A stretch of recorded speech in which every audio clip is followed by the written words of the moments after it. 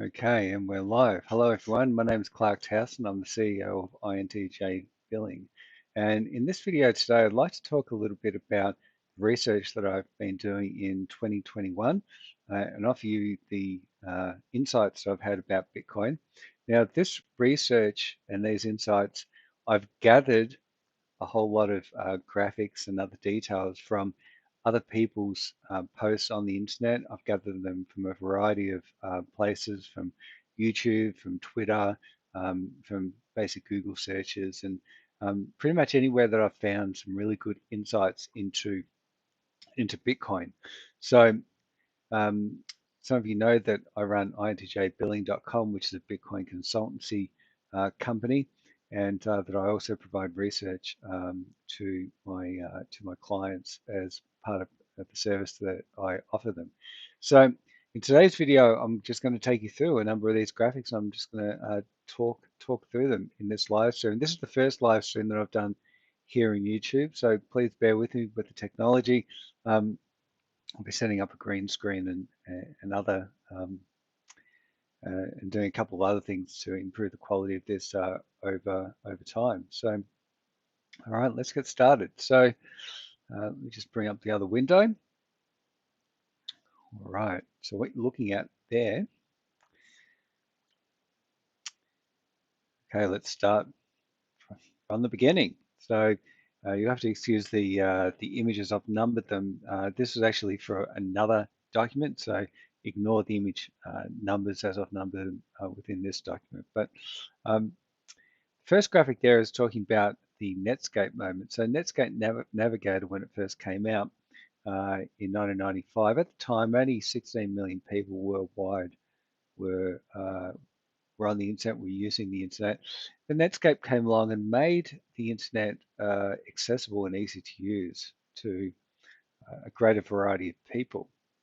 And as we can see, once that moment happened, today more than 3.6 billion people across the world are on the internet and using the internet. It did take some time for that to occur.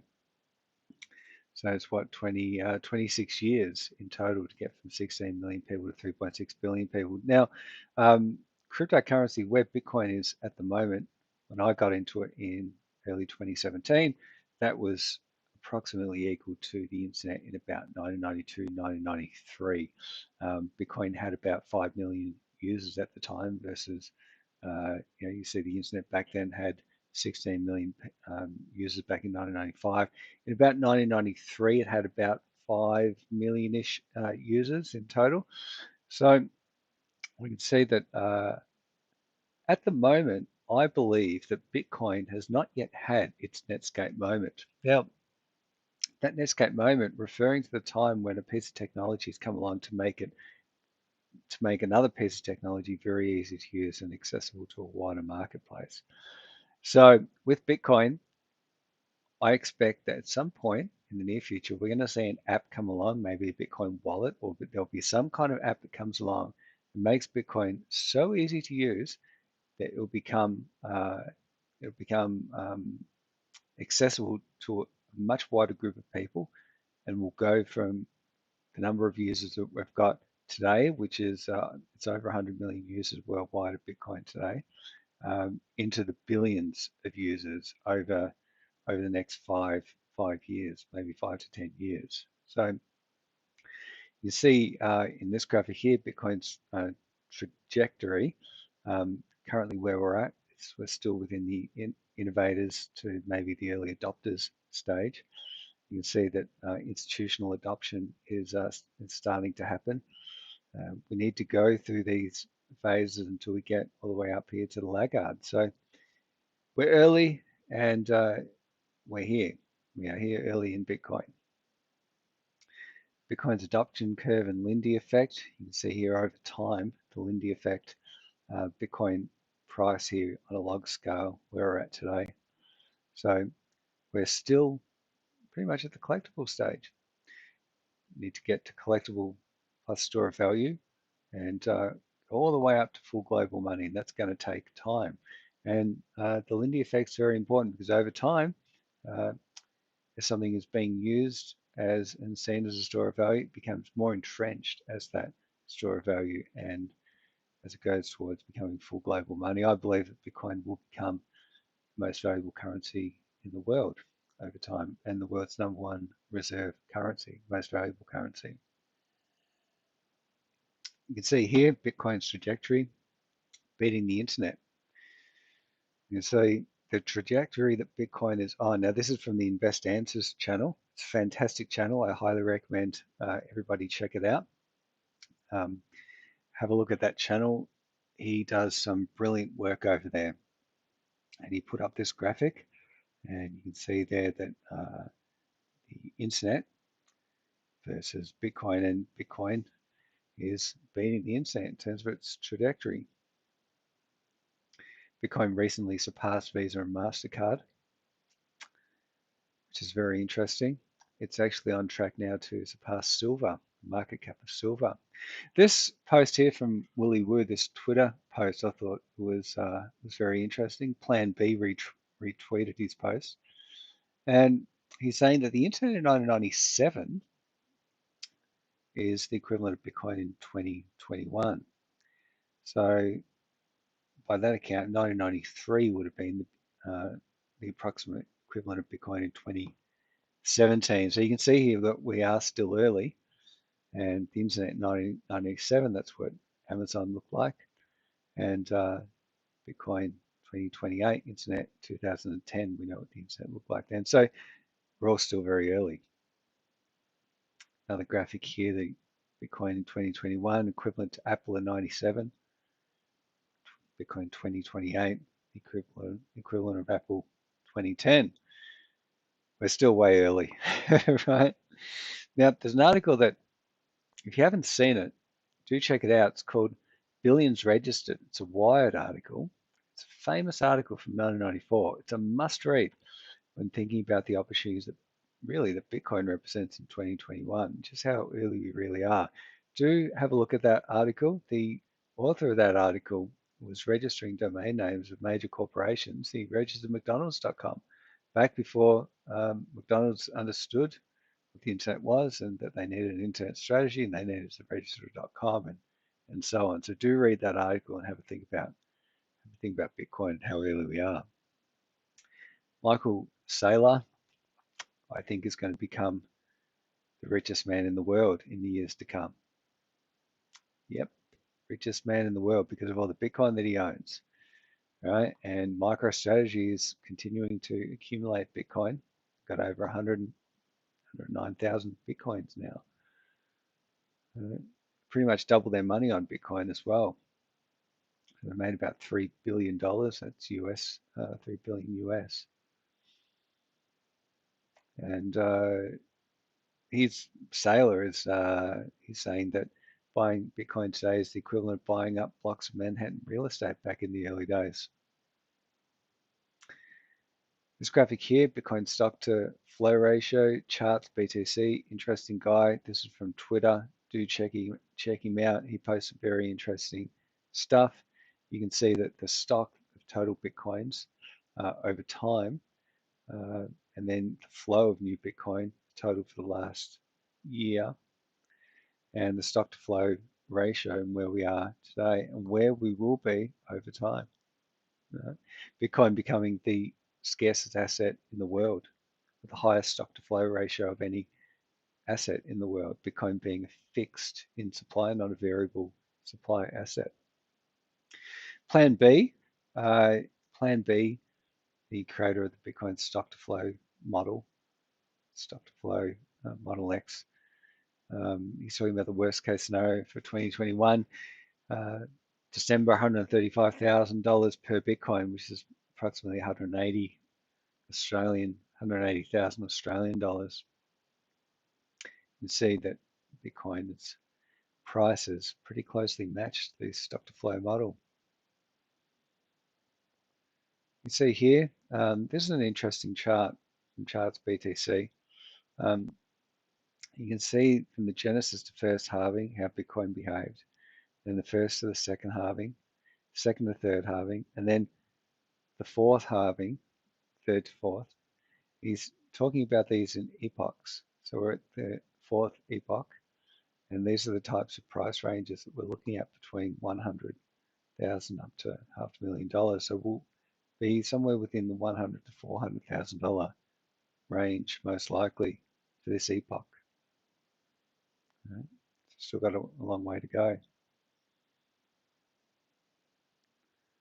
You see here gold versus Bitcoin and how um, over time, this is again from Invest Answers, 120 BTC per ounce gold, then Bitcoin only bought 2 ounces of gold, then 0.32 ounces of gold, and so on. So you can see that gold has not been a great store of value, and Bitcoin has been a better store of value than gold. And Bitcoin is greatly beating gold as an investment and store of value. And the digital equivalent of everything always has much greater opportunities than its analog version. It's another Invest Answers graphic of Bitcoin as an asymmetric bet. So back in early 2017, when I first got into Bitcoin, I made this calculation as well. And I was truly amazed, okay, because everyone around me not only had not looked at Bitcoin, had not looked at the probability of success versus failure, but also they refused to even look at it when I tried to explain it to them, show them graphs, I showed them numbers, etc. Smart, educated people, okay, they just didn't understand it. Um, There's one of the lines in the movie The Big Short, you know, but there were some who saw it coming. While the whole world was having a big old party, a few outsiders and weirdos saw that no one else saw something that nobody else could. Not me, I'm not a weirdo, I'm pretty cool. We'll meet later. But these outsiders saw the great lie at the heart of the economy, and they saw it by doing something the rest of the suckers never thought to do. They looked. Isn't it interesting, right? That's what I did back in 2017. I looked and I liked what I saw. This is more Invest Answers stuff from his channel. So he's talking about how owning one Bitcoin uh, puts you right up there in the top percentage of Bitcoin holders. Mm. Estimated number of Bitcoin holders and their average holding. You can see there that there's not you're in the top 1% and greater if you own, over 4 Bitcoins. If you're in 5 Bitcoins and above, you're really up there in the top percentile. This is back in 2000. This is an internet article saying it may just be a passing fad as millions give up on it. It's humorous now to look at, but makes you think that today with Bitcoin we have similar articles appearing, right? Yeah, adoption curve of Bitcoin versus the internet. Now, when the traditional payment rails go down, like this graphic here is for another piece of research. I'm going to skip that one. But what I'll say is that Bitcoin continues to operate when the traditional payment rails go down. Now, this graphic here is very interesting. It shows the return on different asset classes by year, 2011 to 2021. And you can see that Bitcoin has provided the greatest return, greatest cumulative return of all the assets listed here. You can see that Bitcoin is the fastest horse in the race, basically.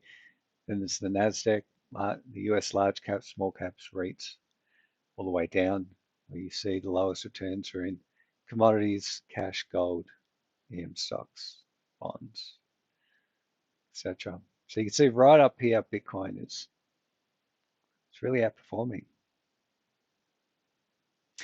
This is an interesting graphic where it talks about, and Robert Breedlove is big on this, and I think that he's right, that digital scarcity is a one-time thing. There's the invention of digital scarcity, which is Bitcoin, and then there's a copy of digital scarcity, which is all the rest of the Bitcoin clones out there, or the altcoins that have taken Bitcoin's code and modified it and done something a little bit different.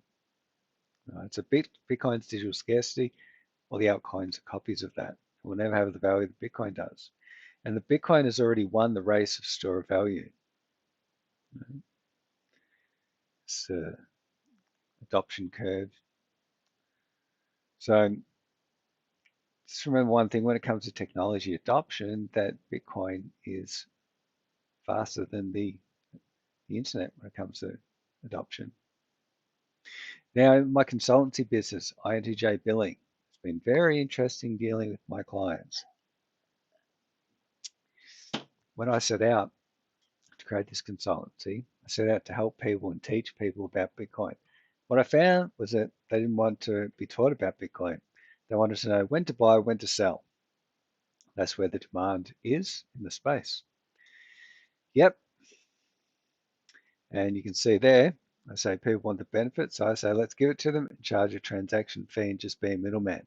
What I'm saying there is that the majority of companies within the space, and my company, I'm going to have to change, I think, from being a consultancy to a middleman charging a transaction fee because of this, because people don't really want to understand Bitcoin. They want to buy it, they want to sell it, and they want to know when to buy and sell to make the most amount of profit.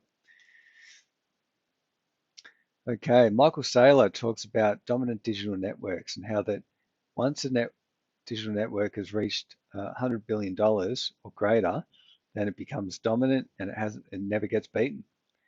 So what's greater than $100 billion? Well, Facebook, social, uh, Apple for mobile, YouTube for video, Google for information, Twitter for speech, Amazon for retail, and Bitcoin for monetary.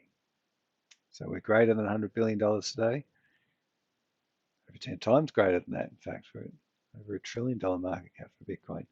It's the dominant digital network for money. So yeah, Warren Buffett had this saying, someone sitting in shade today because someone planted a tree a long time ago. It's very, very true. This is more research from Invest Answers talking about how few whole coiners, people who own more than one Bitcoin will be in the future.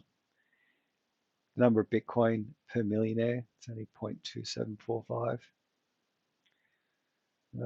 Now some of these numbers have changed because as Bitcoin has gone up in value, but just owning 0.0297 BTC, you own more than 99% of the world's population. There are people out there who are whole coiners and multi-whole coiners who got in early, people like myself and others. Um, so it's very interesting what you need to be in the top 0.5% for all Bitcoin holders. Do check out Invest Answers YouTube channel. It's fantastic. He's got a lot of these sorts of great graphics in his presentations. He's really done his homework. Do check out his channel. No more than 110,312 people will own more than 10 Bitcoin.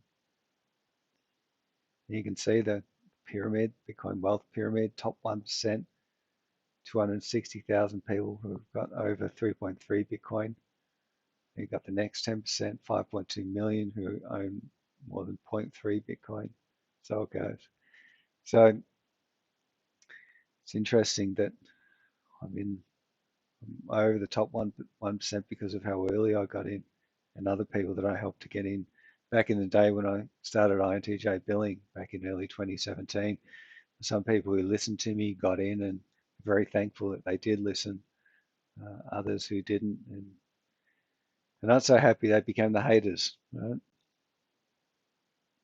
So become wealth pyramid. A lot of articles, a lot of FUD in the media, fear, uncertainty, doubt about Bitcoin.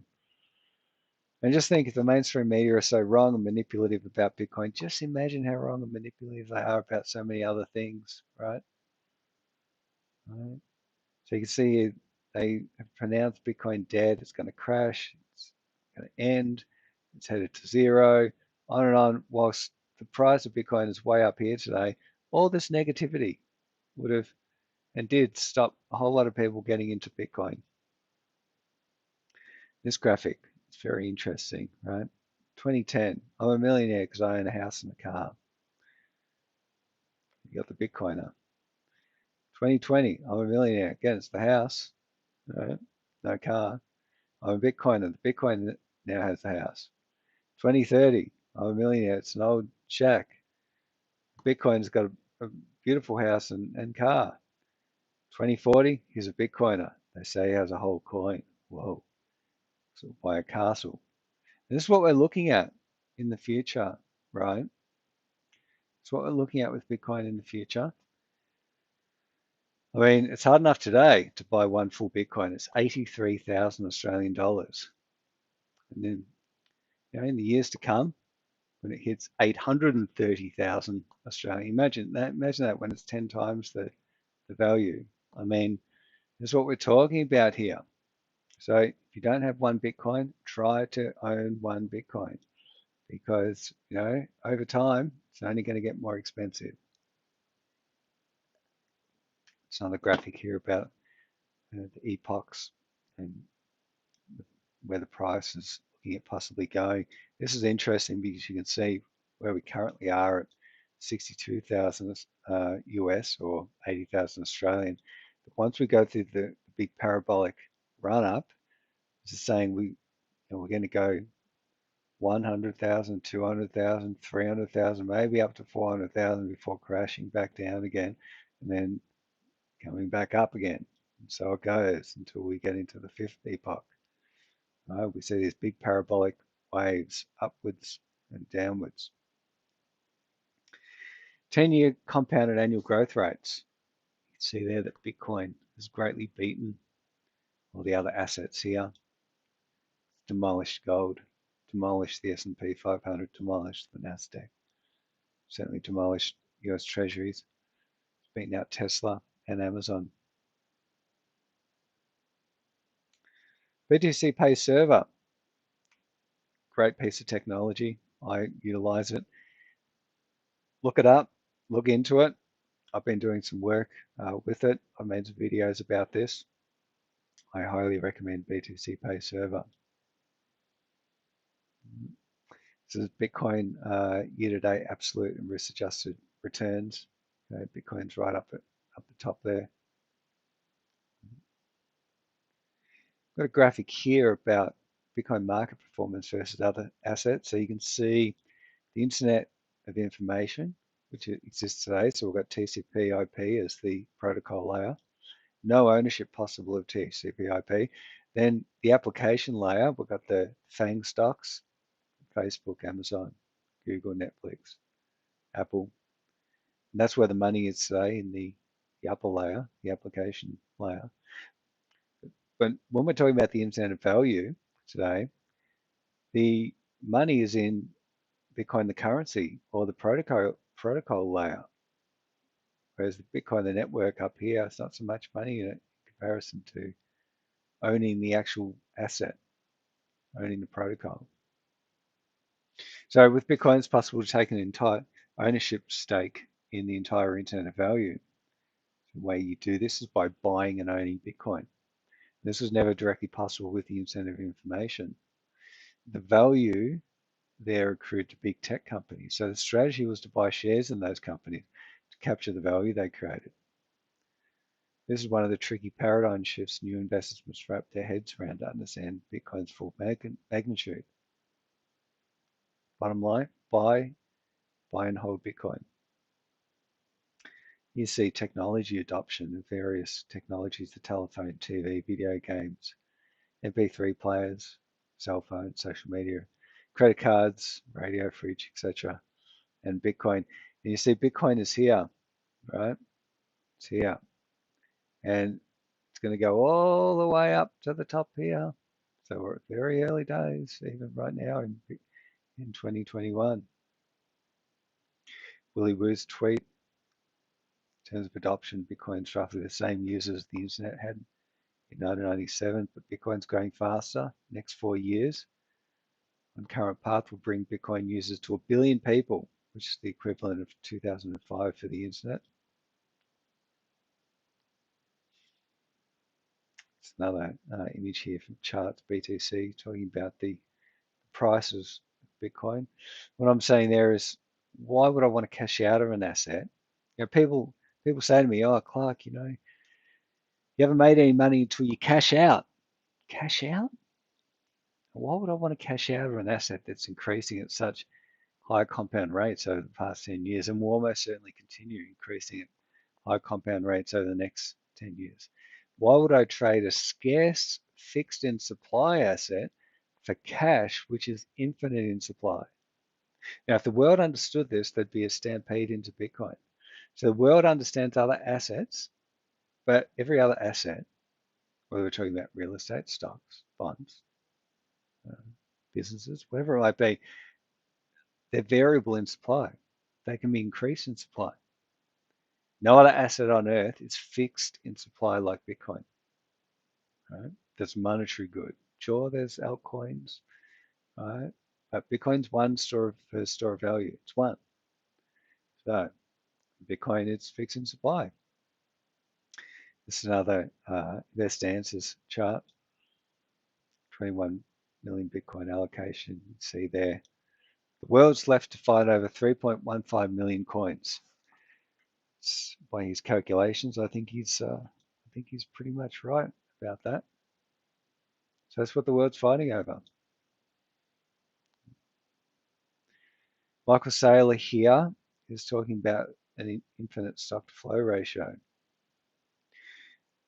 So what he's basically saying there is, what will happen is the miners, instead of selling off their Bitcoin to pay for their electricity costs and other costs of doing business, they will raise fiat currency to pay those costs, and they will hold on to their Bitcoin. So how are you going to get Bitcoin if the miners aren't going to release their Bitcoins into the market? Very few people are willing to sell because the price keeps going up in value. The price will continue to go up in value.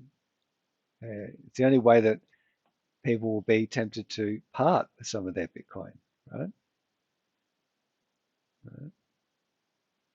There's always a supply of gold and silver, because if producers see prices rising, they'll mine more and they'll sell more in the open market. You never see a situation where miners hoard the gold and silver they've mined. They always sell to the open market. Bitcoin, however, being the world's first fixed in supply asset instead of a variable in supply, I mean, we don't know how much gold and silver is available to be mined, but we know for certain how much Bitcoin there'll be, 21 million. Right? So people are underestimating how high Bitcoin's going to go in the future. They're not taking into account the extreme supply squeeze that's coming. Prices rise, people refuse to sell, which causes further price rises. People only part their Bitcoins at ever higher prices, or they'll borrow against them instead. Virtuous cycle. Right? There you go. Stock to flow to infinity. You see here, this guy, Anil said so, ANIL said so on Twitter. Do check him out. He's got some very insightful graphics. He doesn't post a whole lot, but what he does post is very insightful, and that's been my goal as well with my posts here on YouTube. So you can see here the evolution of money, how, looking at gold and silver being deposited in a safe. Then we moved on to having a receipt of that gold and silver. It was redeemable in gold and silver. Then government issued currency, fiat currency, then unbacked fiat currency, then digital currencies, and then to where we are today with a scarce digital currency like Bitcoin. Right? You see the movement from physical to digital, primitive forms of money, beads, seashells, precious metals, gold and silver, and then to proof of work, digital currency, Bitcoin. Now, this is an interesting graphic. Median prices of houses sold in the US. You can see that over time, so back in Q1 of 2011, 756,333 Bitcoins to buy a median price house in the United States. Today, it's about 11 Bitcoins. Right? In fact, it's even less than that now because the price of Bitcoin is 62,000. Right? So you can see that the value of real estate is collapsing in comparison to Bitcoin. Right? It's, it's another one of Anil Said So's graphics. You can see here 2010. Now this one is talking about the dematerialization of different technologies, analog technologies, phone, camera, newspapers, maps, TV, email, clocks, and radio. It's now all accessible via mobile phone. 2020, 2021, we're talking about the dematerialization of value, right? So wine, gold, real estate, currency, scarce artwork, unique artwork, uh, bonds, IOUs, etc. So we're talking about here how analog uh, analog technology was digitized. Here we're talking about analog value. Analog value has been digitized. Okay, Bitcoin being digital gold. It's a very insightful graphic. This next graphic here is interesting. Okay, because what it's saying is over the course of between 1 year, 3 year, and 5 year, we're looking at the different currencies of the world and how their value has been obliterated when compared to Bitcoin. So you can see over the course of 5 years, the Australian dollar has gone down almost 98% in value against the price of Bitcoin. So get out of currencies, get into hard assets, get into fix and supply assets, get into Bitcoin. You can see all the currencies of the world have collapsed when it comes to uh, when compared with Bitcoin. Right? What I'm saying here is that most people don't pay enough attention to their currency risk. Most worry about whether their assets are going up or down in value. They really worry about whether their currency is going up or down. Think about it. You know? Another graphic here, Amara's law, how technology disrupts impact. We overestimate the impact of technology in the short term. We underestimate the impact of technology over the longer term.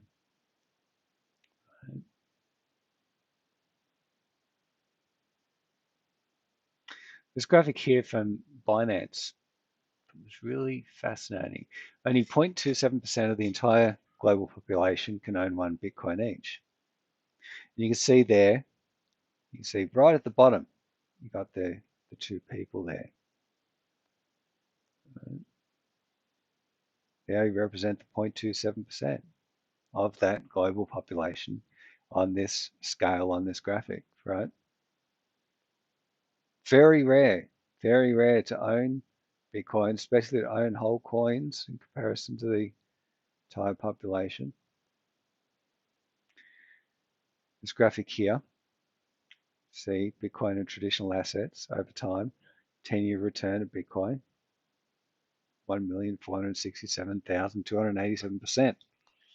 Versus gold, it's up 5%, gone nowhere. S&P 500, it's up 263%. Bitcoin, fastest rising asset in history.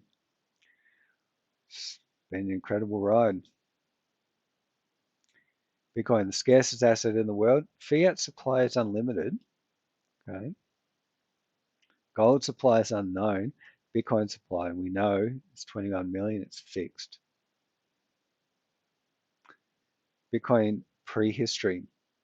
Now, this graphic here, you won't really be able to see it that well, but what it's talking about, it's got the year and it's got the what was invented in that year and how over time all those different inventions led to this chart was created by Dan Held.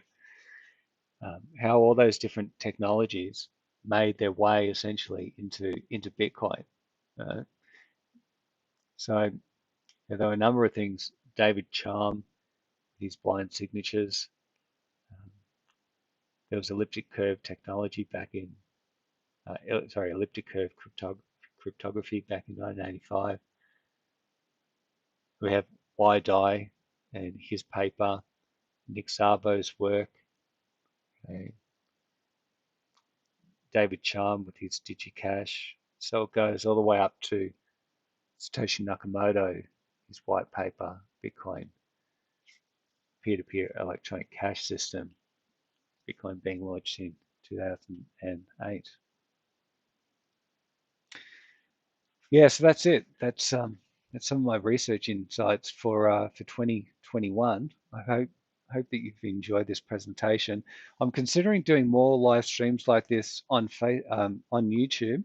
I have been doing these streams on Facebook, and I haven't been getting a uh, great engagement. It would seem that my thousands of Facebook friends are not so interested in my research here on Bitcoin. So I'm putting out these types of videos here on YouTube, and if I start to develop a following, I'll create more of them. If you've got any tips or any kind of uh, suggestions for what you'd like me to cover here on my channel, please do let me know. I do have a lot of time available these days to create these sorts of videos. But yeah, that's some of the best research that I came across here in 2021, and I've tried to condense it down into this video, which it's gone for just over 36 minutes. So I've spent a huge amount of time across the internet searching for stuff, and anytime that I have an insight, anytime that I see something I think that looks really good, I add it to my research. And so yeah, I hope that this video is being proven of value to you, and I wish you all the best. And please subscribe to my channel and um, tell your friends, tell your family, tell your colleagues to come and subscribe, and I'll continue making more of these videos into the future. Okay, all the best, everyone. I'm Clark Towson, CEO of INTJ Billing. Do check out my website, intjbilling.com, Bitcoin consulting by a degree qualified computer scientist. Okay, bye-bye.